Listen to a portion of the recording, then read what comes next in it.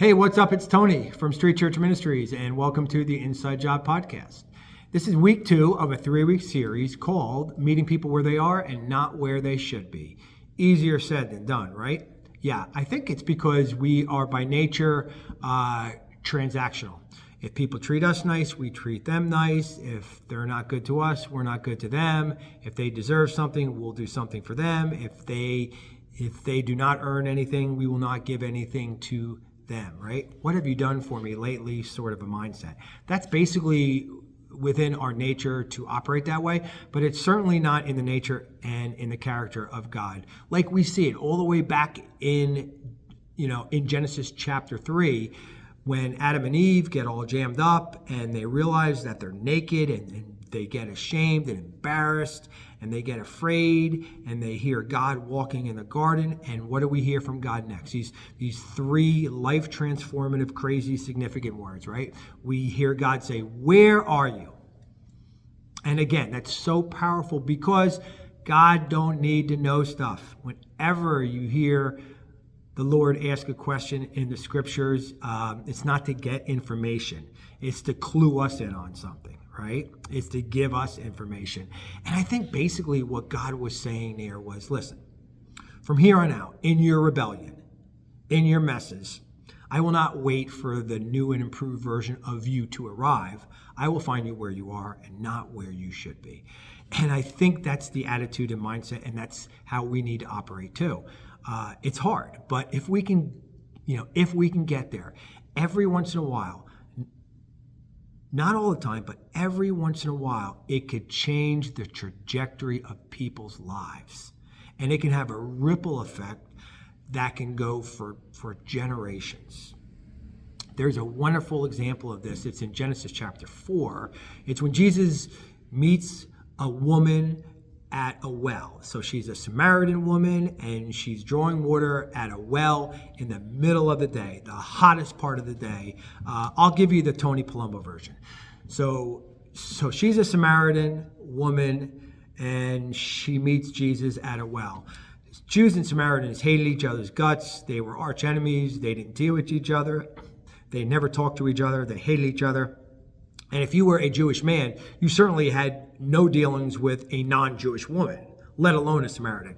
So Jesus is thirsty. He sees this woman at a well in the middle of the day, the hottest part of the day. He approaches her and he asks her for a drink, and she's floored. She's floored that he's even acknowledging her presence on the planet Earth. And she's like, how could you, being a Jew, ask me, a Samaritan woman, for a drink? And then Jesus said, listen, if you knew who I was, then you would ask me for a drink. And not only would I give you any old drink, but I'd give you this living water that would well up to everlasting life, and you would never be thirsty again. And then she says, sign me up. Sign me up for church membership. Make me a member. I'm in. I want this water. And in that moment, Jesus had her, right? Jesus had her, willing to sign on the dotted line and say the prayer and join a club. And then Jesus went to a difficult place. And he said, okay. He said, go and call your husband. And she says, well, I have no husband. And Jesus said, yeah, you're right. You have no husband. You've had 5. And the guy that you're shacking up with now, he ain't even your husband. So she's like, oh my gosh. He just went inside my mailbox and read all of my mail. This guy is different. There's something special about him. He must be a prophet. So they get into a dialogue for the next few minutes.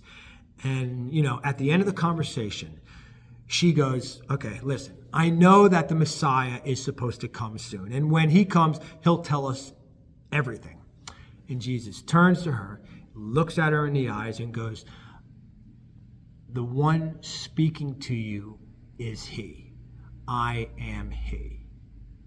So this woman, this Samaritan woman who is probably the talk of the town, probably a social outcast in her village.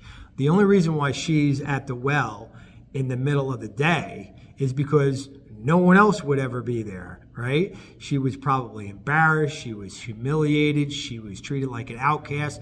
She didn't want to be around other people. So she's at the well at the hottest part of the day. This person got the first I am in the Bible. This person.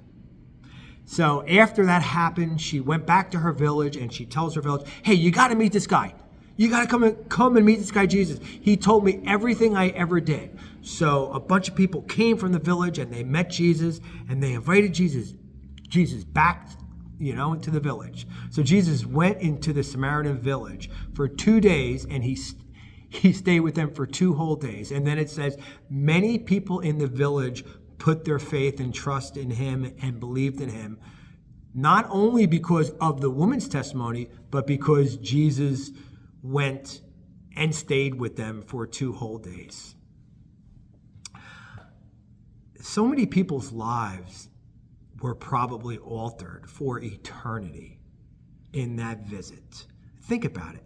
That could have potentially rippled for generations and generations. So many people's lives were touched and transformed. The trajectory of their lives changed forever. The course of their eternal destination changed forever. All because Jesus met somebody where she was and not where she should have been. All because he didn't wait for the new and improved version of this woman to arrive. He went and met her where she was. And he was willing to touch a tender, tough wound. And all because of that, lives were changed and transformed for eternity. What an example of how if we come into people's lives, and it's not going to happen every time, but if we are willing to not wait around for the more improved version of people, but to hunker down into their lives and to meet them where they are and not where they should be, how potentially it could change the trajectory of their lives.